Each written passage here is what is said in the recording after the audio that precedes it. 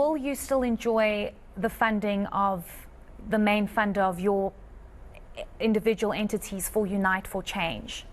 How will that work? So let me, because I mean, I'm asking at the back of Mr. Maimani's answer to say, of course, you had to inform the funders that, look, we're going to be merging and things are going to be changing. So how will it work moving forward for Unite for Change? Will it still be one funder? No, I mean, let me put it to you this way. I've personally done an extensive consultation with people who are and who would be donors.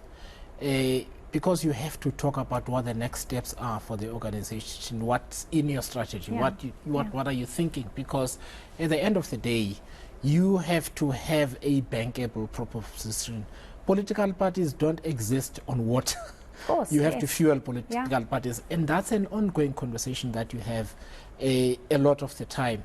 And as a consequence, it is not as simple as saying that gets transferred from one political party to the next. We still have to build a common proposition. We need to build a local government platform.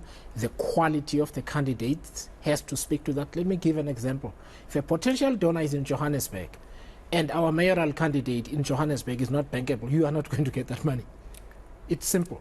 Because if you've got a poor quality candidate, as any donor would, they would be, why should I back this candidate?